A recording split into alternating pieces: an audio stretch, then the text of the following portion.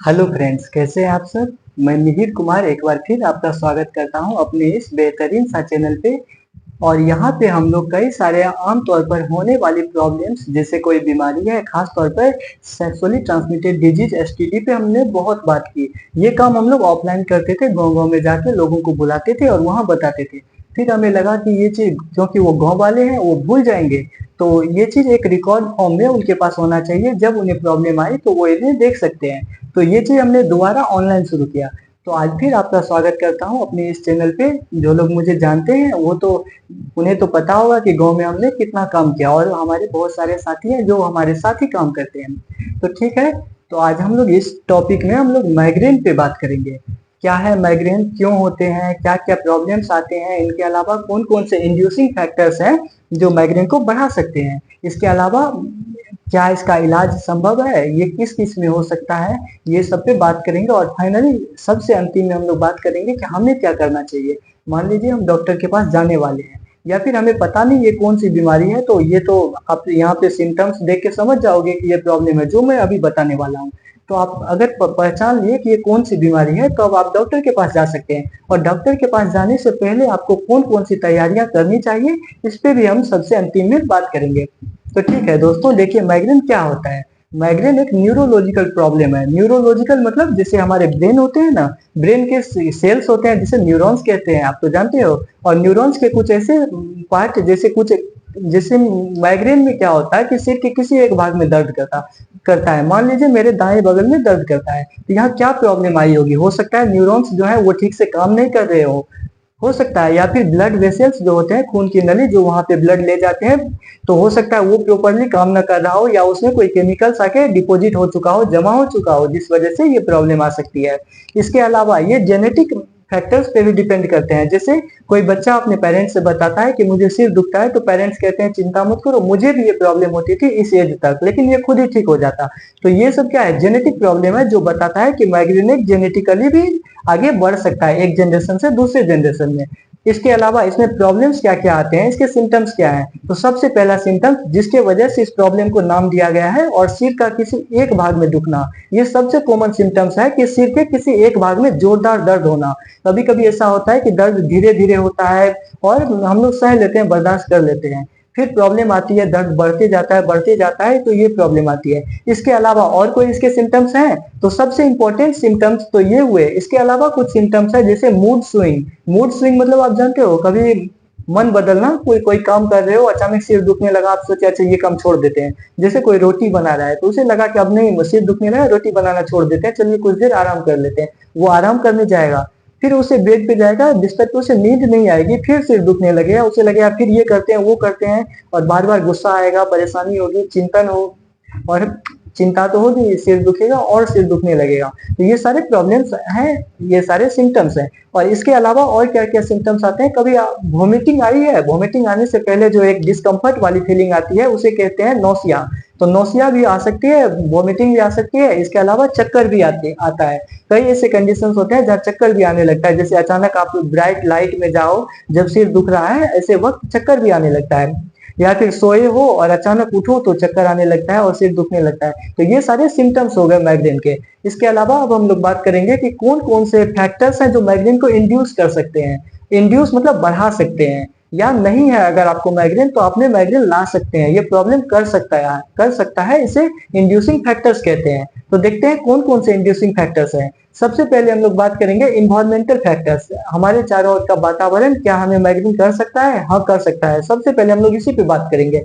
इसके अलावा भी कोई फैक्टर्स हैं, तो है कई फैक्टर्स, जैसे बायोलॉजिकल फैक्टर्स हो गए, इसके अलावा केमिकल फैक्टर्स हो गए, इसके अलावा कुछ डाइटरी फैक्टर्स हो गए। इन सारे फैक्टर्स पे आज हम लोग बात करेंगे। तो सबसे पहला इन्वायरमेंटल फैक्टर्स, जैसे हमारे चारों ओर के इन्वायरमेंट क्या माइग्रेन को इंड्यूस कर सकता है? बिल्कुल कर सकता है। और ये कैसे करेगा, तो ये अभी मैं आपको बताता हूँ। जैसे आप बंद कमरा में या अंधेरा कमरा में सोए हो, सो के उठे, अचानक दरवाजा खोले और बाहर निकले, और बाहर निकलते ही आपने पाया कि अचानक चक्कर आने लगा, सिर दुखने लगा।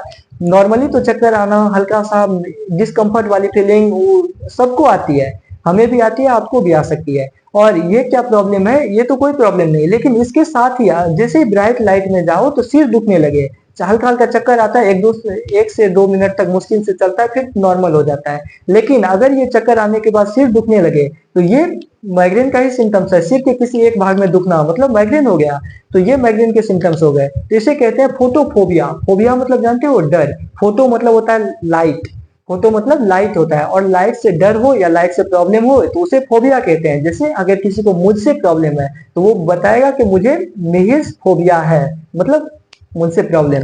उसी तरह किसी को लाइट से प्रॉब्लम है, मतलब लाइट में गया और माइग्रेन इंड्यूस हो गई, जिसको फोटोफोबिया कहते हैं। इसके अलावा होता है फोनोफोबिया। आप फोन मतलब जानते हो, वो जो स्मार्टफोन यूज करते हो, फोन का मतलब होता है साउंड, लॉर्ड साउंड, जोरदार आवाज, नॉइज। जैसे आप घर में बैठ के पढ़ाई करो और कोई बगल में डीजे बजाता है बाजू वाले कमरे में, या पड़ोसी बजाता है और कुछ ऐसा बजा रहा है जो आपको बिल्कुल अच्छा नहीं लगता, क्या होता है, सिर दुखने लगता है। इसे कहते हैं फोनोफोबिया। फोन मतलब होता है साउंड, और साउंड से प्रॉब्लम होना, इसी वजह से इसे कहते हैं फोनोफोबिया।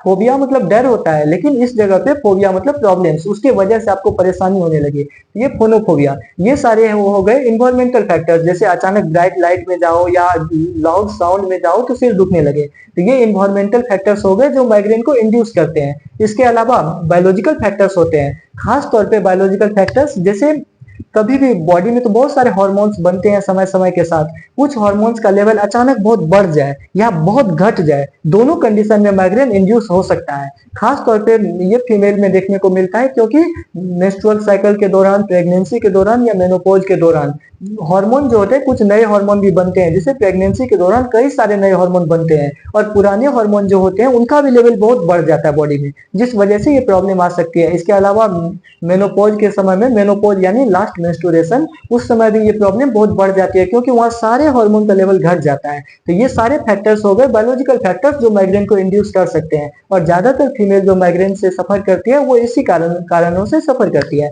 इसके अलावा कुछ जैसे इन्वायरमेंटल फैक्टर्स पे हमने बात किया, बायोलॉजिकल फैक्टर्स पे हमने बात किया, इसके अलावा कुछ केमिकल फैक्टर्स पे बात करते हैं।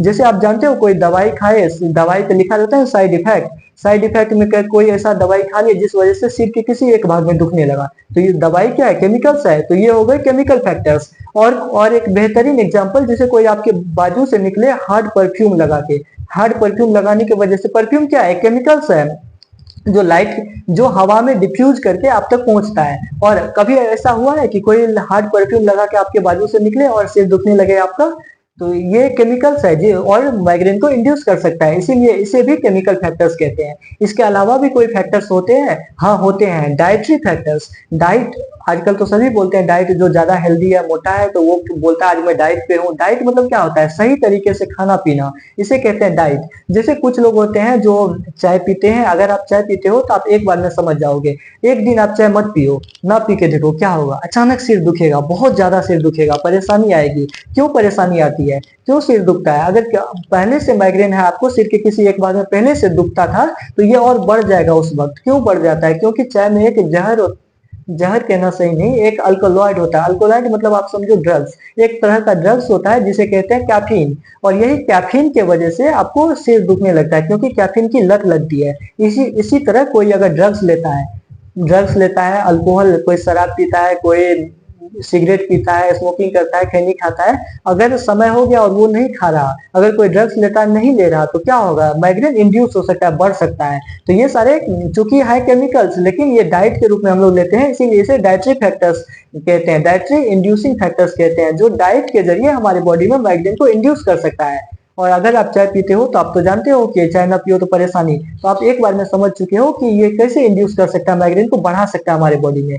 क्या इसके अलावा भी कोई फैक्टर्स है? तो सबसे सबसे कॉमन फैक्टर्स जो हम आप या जो भी स्टूडेंट हो, कोई टीचर्स हो, पेरेंट्स हो, जो भी हो, सभी लगभग सफर करते हैं, या हमारे एज से जो बड़े एज के हैं वो तो सफर कर चुके हैं और करते भी हैं। इसे कहते हैं स्लीप डिस्टर्बेंसेज, मतलब सोने में प्रॉब्लम, या तो आप चैन से सो नहीं पाते, सही समय पे सो नहीं पाते, जितना सोना चाहिए उतना सो नहीं पाते। हो सकता है एग्जाम का स्ट्रेस हो, एंजाइटी हो, थकान हो, परेशानी हो, फाइनेंशियल स्ट्रेस हो, किसी भी कारण आप चैन से सो नहीं पाते, और ये भी माइग्रेन को इंड्यूस कर सकता है और बढ़ा सकता है। अगर पहले से नहीं है तो भी ये कर सकता है, अगर आप प्रॉपरली नहीं सो रहे हो तो, क्योंकि हेल्थ बहुत इंपॉर्टेंट है, एग्जाम से ज्यादा इंपॉर्टेंट हेल्थ है। हो सकता है कभी कभी एग्जाम ज्यादा इंपॉर्टेंट हो जाता है, पर हेल्थ ज्यादा इंपॉर्टेंट है, ये आपको लास्ट में समझ आएगा, जब आपका हेल्थ खत्म हो जाएगा एग्जाम के पीछे भागते भागते, तब समझ आएगा कि हेल्थ क्या था जिसको हम लोग छोड़ दिए, क्यों, एग्जाम के लिए। और एग्जाम पे हम लोग इतना कंसंट्रेशन क्यों दे रहे थे, क्यों, क्योंकि हमें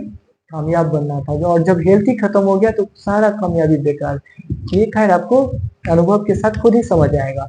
तो हेल्थ बहुत इंपॉर्टेंट है, और प्रॉपर हेल्थ अगर नहीं है, अगर तबीयत खराब होती है, बार बार आपको मान लीजिए टाइफाइड ही होता है, तो भी माइग्रेन इंड्यूस हो सकती है। आप कमजोर हो, ज्यादा भाग दौड़ होता है, तो भी माइग्रेन इंड्यूस हो सकती है। तो ये सारे इंड्यूसिंग फैक्टर्स हो गए जो माइग्रेन को बढ़ा सकते हैं। अब हम लोग बात करते हैं माइग्रेन कितने तरह के होते हैं। तो बेसिकली अभी हम लोग 3 तरह के माइग्रेन पे बात करेंगे। सबसे पहला माइग्रेन विथ ऑरा। ऑरा मतलब क्या होता है, लाइट, प्रकाश, अचानक तेज रोशनी में जाओ और ये माइग्रेन शुरू हो जाए, अपने सिर दुखने लगे, सिर के किसी एक भाग में दुखने लगे, तो इसे कहते हैं माइग्रेन विथ ऑरा। और इसमें खास बात यह है कि आप जब लाइट में जाओगे, ज्यादा रोशनी में जाओगे, प्रकाश में, तो प्रॉब्लम बढ़ने लगेगी, और अंधेरा कमरा में आओगे तो प्रॉब्लम थोड़ी सी घटेगी। इसी वजह से इसे कहते हैं माइग्रेन विथ ऑरा। ऑरा मतलब लाइट, मतलब माइग्रेन जो लाइट से भी प्रेरित है, या लाइट में और परेशानी बढ़ जाती है।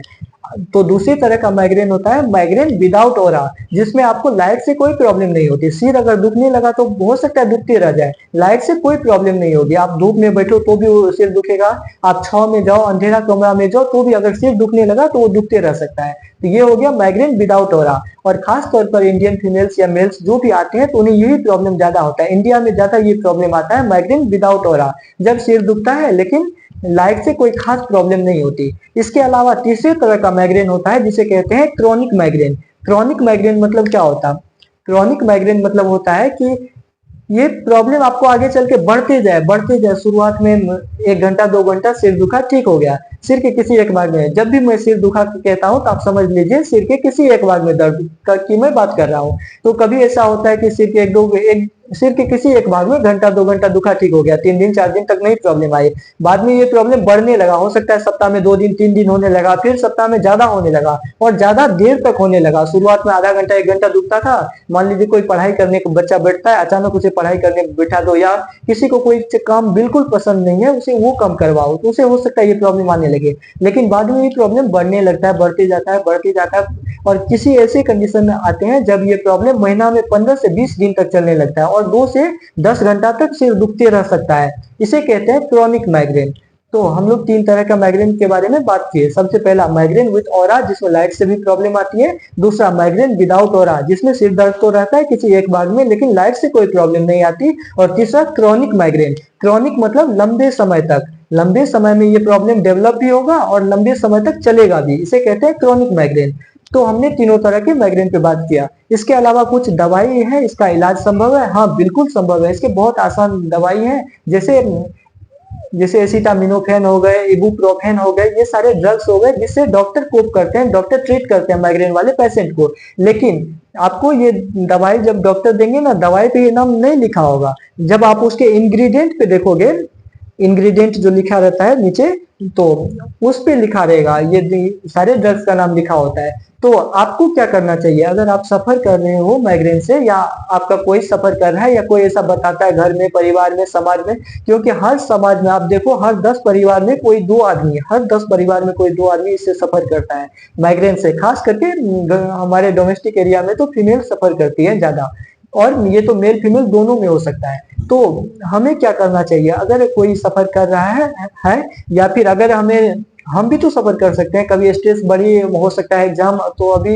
हम लोग उतने उस लेवल पे नहीं पहुंचे, या कोई ऐसे हैं जो अभी से बहुत स्ट्रेस ले रहे हैं, परेशानी है, थकान होती है, हेल्थ अच्छा नहीं रहता, तो उन्हें माइग्रेन आगे चल के हो सकता है। तो उन्हें अभी से क्या करना चाहिए, तो सबसे पहले देखिए, जिन्हें माइग्रेन रह चुका है या जो सफर करते हैं इनसे, उन्हें एक डायरी बनाना चाहिए। डायरी मतलब एक नोट बनाइए, आप एक कागज लीजिए या एक कलम लीजिए, उस पर लिखिए, और जब भी प्रॉब्लम आती है ये लिखिए, किस समय आती है ये लिखिए, कब कब आती है ये लिखिए, और दर्द कितना देर तक करता है ये भी लिखिए, और कितने फ्रीक्वेंसी में दर्द करता है, किस एम्पलीट्यूड में। कहने का मतलब कि दर्द असहनीय है, आप सह सकते हो या नहीं, साधारण दर्द है, जो भी आप लिखिए। और जब जब प्रॉब्लम आती है तब तब आप डायरी बनाइए, और जब आप डॉक्टर के पास जाओगे और ये डायरी दिखाओगे तो डॉक्टर एक बार में समझ लेंगे आप किस लेवल पे पहुंच चुके हो, और डॉक्टर उस लेवल का दवाई देंगे और एक बार में आप सही हो जाओगे। एक बार में नहीं, मतलब कुछ समय में आप सही हो जाओगे, पूरी तरह सही हो सकते हो। और अगर ऐसा नहीं किया आपने और वैसे पहुंच गए डॉक्टर के पास, तो डॉक्टर आपसे पूछेंगे, वहां तो उतना वक्त होता नहीं कि डॉक्टर को आप खुल के बताओ कि ये प्रॉब्लम याद कर करके बताओ कि अच्छा उस दिन ये प्रॉब्लम आई थी, उस दिन ये सब तो कह नहीं सकते। और अगर आप फीमेल हैं तो ये खास करके अगर पीरियड्स के दौरान आता है, मेंस्ट्रुअल साइकिल के दौरान आता है, या प्रेगनेंसी के दौरान, तो ये भी आप नोट करिए कि इस समय में ये प्रॉब्लम आए, तो डॉक्टर एक बार में समझ लेंगे और ऐसा दवाई देंगे कि आप प्रॉपरली ठीक हो जाएंगे। क्योंकि हर दवाई में एक ही, जैसे एक ड्रग्स है, एक ड्रग्स का अलग अलग डोज अलग अलग दवाई में होता है और मार्केट में अलग अलग नामों से आता है, तो डॉक्टर को तो पता होता है, तो वो वही दवाई देंगे जो जिसकी आपको जरूरत है, जिस डोज में आपको जरूरत है उस डोज में देंगे। तब ये कब हो सकता है, जब आप उसको प्रॉपर इन्फॉर्मेशन देंगे, जब आप डॉक्टर को प्रॉपरली बताएंगे कि ये प्रॉब्लम कब कब आई और किस तरह आई, तो ये आप डायरी बनाइए। इसके अलावा वो लोग जो अभी तो नॉर्मल है लेकिन लगता है कि आगे चल के, क्योंकि प्रॉब्लम्स तो कभी भी आ सकते हैं, परेशानी आ सकती है, फाइनेंशियल स्ट्रेस आ सकते हैं, इन सारे कारणों से बचने के लिए आपको क्या करना चाहिए, अभी से क्या करना चाहिए जिससे आपको फ्यूचर में कभी माइग्रेन ना हो, माइग्रेन या फिर डायबिटीज जैसे प्रॉब्लम ना हो, कोई परेशानी ना हो, एंजाइटी ना हो। तो आप मेडिटेशन करिए। मेडिटेशन जानते हो, वो जो ध्यान करते हैं हम लोग, योग करते हैं ना, ध्यान और योग, ये एक तरीका है जो अभी से आप कर सकते हो। तो हो सकता है 10 साल 20 साल या कभी भी आपको जीवन में कोई माइग्रेन जैसे प्रॉब्लम ना आए, या ऐसे कोई परेशानी ना आए, चिंता ना आए, और चिंता स्ट्रेस ये सब तो माइग्रेन को बहुत ज्यादा बढ़ा सकता है।